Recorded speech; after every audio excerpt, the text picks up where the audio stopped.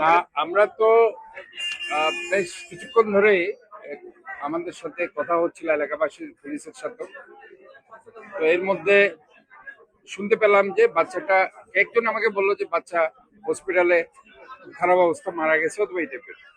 আমি সাথে সাথে হসপিটালের ডাইরেক্টরকে ফোন করলাম যে মানে তসলিম সাহেব আপনি কোথায় আছেন? তখন বলছে আমি তো বাসায় চলে গেছি।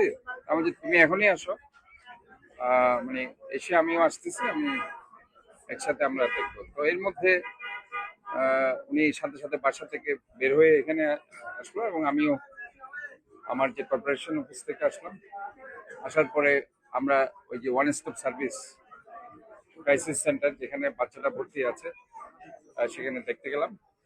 বাচ্চাটার সাথে বাচ্চার মাও আছে।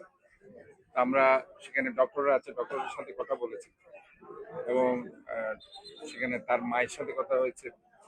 বাচ্চাটা এখন সুস্থ আছে, যেটা অনেকে বলছিল যে মারা গেছে অথবা এটা। তো বাচ্চার মোটামুটি ভালো চিকিৎসা চলছে, এখানে ডাক্তাররা আছে, দে আর টেকিং কেয়ার। স্পেশালি আমরা আরো ভালো মতো তাদেরকে যাতে টেক কেয়ার করা হয় সেজন্য আমরাও বলেছি। তো সেটা একটা দিক। তবে এটা একটা পাশবিকতা। আমরা আসলে যে সমাজে এখন একটা যে পাশবিক সমাজ তৈরি হয়ে গেছে, একটা অনৈতিক সমাজ, গত 17 বছরের এই যে একটা অনৈতিক কর্মকাণ্ডের মধ্যে দিয়ে এই সমাজটা গড়ে ওঠার কারণে এটা একটা পাশবিক সমাজ, একটা অনৈতিক সমাজ তৈরি হয়েছে, যেটা আমাদের সবাইকে মিলে এটাকে শুদ্ধিকরণ করতে হবে। আর আজকে এই যে ছোট বাচ্চা যার বয়স হচ্ছে 3 বছর 6 মাস, 3.5 বছর, মেয়েটার নাম ফারিয়া এবং মার নাম হচ্ছে রুনা আক্তার। রুনা আক্তারের সাথে আমি কথা বলছি। তো রুনা আক্তার যেটা বলেছে সেটি হচ্ছে দুপুরে সম্ভবত সে বাইরে গিয়েছে, গার্মেন্টসে চাকরি করে, এবং গার্মেন্টসে চাকরি করে যখন সে বের হচ্ছিল তার মানে রুনা আক্তারের মার কাছে, মেয়েটার সম্ভবত নানির কাছে তাকে রেখে গিয়েছিল। পরে এই পাষণ্ড এই কাজটা করতে গিয়ে সেখানে তাদের আত্মীয় একটা বাচ্চা, একটা শিশু বাচ্চা ছিল, সে দেখে ফেলেছে এবং সে যখন চিৎকার করে দিয়ে উঠছে সবাই আসার পরে সে সেখান থেকে আলটিমেটলি গিয়ে এই কর্মকাণ্ডে সে পরবর্তী ধরা পড়েছে। এবং এইটাই আমরা বলছি যে এইসব পাষণ্ডদের বিচার অবশ্যই হবে, অবশ্যই হওয়া উচিত। এবং আমরা মনে করি যে যে পাশবিক সমাজ গত 17 বছর ধরে একটা অনৈতিক রাষ্ট্র যে তৈরি হয়েছে, স্বৈরাচারী এই যে শেখ হাসিনা যে নৈতিক অবক্ষয়ের মধ্যে দিয়ে, এটা আস্তে আস্তে এই সমাজটাকে আমাদেরকে ঠিক করতে হবে। এখানে গত 17 বছর একটা কিশোর গ্যাংও তৈরি হয়ে গেছে, যে কিশোর গ্যাং আমরা দেখতে পাচ্ছি এখনো তারা বিভিন্নভাবে তারা তাদের বিভিন্ন ধরনের সমস্যা এই সমাজে করছে। এবং গতকালও আমরা ঢাকা শহরে দেখেছি রামিসা এই ধরনের একজন পাষণ্ড তাকে কিভাবে তার গলাটাকে সেখানে দ্বিখণ্ডিত করছে, তাকে দর্শন করছে। কাজে এখানে আমি ডক্টর তসলিম ব্রিগেডিয়ার, সে হসপিটালের ডাইরেক্টর, আমরা চিকিৎসার ব্যাপারে ভার নিয়েছি। যা লাগে বাচ্চার সেটা আমি বলেছি ইনশাল্লাহ I should take care about that. এবং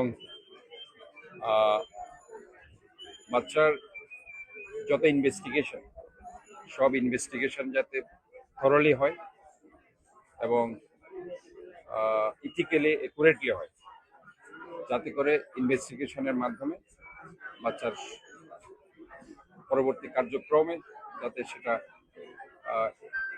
মেডিকেল গেলে যাতে কোনো সমস্যা না হয়, সব ইনভেস্টিগেশন যাতে করা হয়, ডিএনএ অ্যানালাইসিস থেকে শুরু করে সব কিছু করা হয়। তো বাচ্চা আমি দেখেছি, বাচ্চা সুস্থ আছে এখন। বাচ্চা নর্মালি যেগুলো খাবার অথবা করে তারা নিচ্ছে। বাচ্চার মাকে আমি জিজ্ঞেস করেছি যে বাচ্চা সুস্থ আছে। তো যেটা মানে আমরা আশা করছি সেটা হচ্ছে এই ধরনের আহ, আসন্ন একটা পৈশাচিক একটা মানসিকতা নিয়ে আজকে আমাদের সমাজের একটি অংশ তাদের বিরুদ্ধে সবাইকে ঐক্যবদ্ধ থাকতে হবে এবং এই ব্যাপারে কোনো ছাড় আসলে দেওয়ার কারো সুযোগ নেই এবং এই ব্যাপারে তাদের বিরুদ্ধে সবাইকে ঐক্যবদ্ধ থাকতে হবে এবং বিচার আইনের যে গতি আছে অবশ্যই সে আইনের ধারাতে তার সর্বোচ্চ বিচার আমরা রাষ্ট্রের কাছ থেকে আশা করছি। আরেকটা বিষয়ে যদি আপনার দৃষ্টি আকর্ষণ করি, এই ঘটনাকে কেন্দ্র করে প্রায় যে সারাদিন ব্যাপী কাকুলিয়া এলাকায় যে ঘটনাটি ঘটলো, 250-র উপর মানুষ আহত হয়েছেন বলে কিছুক্ষণ আগে একজন বললেন, এবং আমাদের গণমাধ্যম কর্মীরা এখনো আটকা পড়ে আছে। আসলে এখানে পুলিশ হ্যাঁ, আমি দেখেছি আমাদের দুজন সাংবাদিক আহত হয়েছেন। আমাদের মহিলা দলের আমি দেখলাম ফারহানা এবং আরেকটা আমাদের বৈষম্য বিরোধী আন্দোলনের একটা মেয়ে যে অনেক কষ্ট করেছে গত জুলাই অগাস্টের বিপ্লবে, সে মেয়েটাকেও আমি দেখতে পাচ্ছি আনিকা আহত হয়েছে। তো এবং ওইখানে প্রচুর পরিমাণে আহত আছে আমি শুনেছি।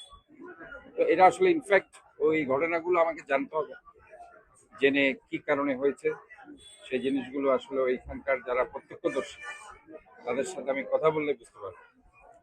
তো যাই হোক, এটা একটা প্রেক্ষাপট। তবে আমি যেটা যেটা বলতে চাই যে এইসব পাষণ্ড পৈশাচিকদের বিচার অবশ্যই আমাদের করতে হবে এবং এটা বিচারের যে ধারা আছে, গতি আছে, আইনের ধারা, সে আইনের ধারাতে সর্বোচ্চ বিচার আমরা এই পাষণ্ডদের জন্য আমরা আশা করছি। আমরা আসলে তিনি এসেও বলছিলেন যে বাচ্চাটি মারা যাওয়ার যে গুজবটি ছিল সেটি আসলে নয়, বাচ্চাটি এখনো সুস্থ আছেন এবং সাংবাদিকদেরকেও দেখে গেছেন এবং তিনি বিভিন্ন দিক নির্দেশনামূলক কথাগুলো বলে গেছেন। দর্শক, আমার কাছে এই ছিল সর্বশেষ সংবাদ।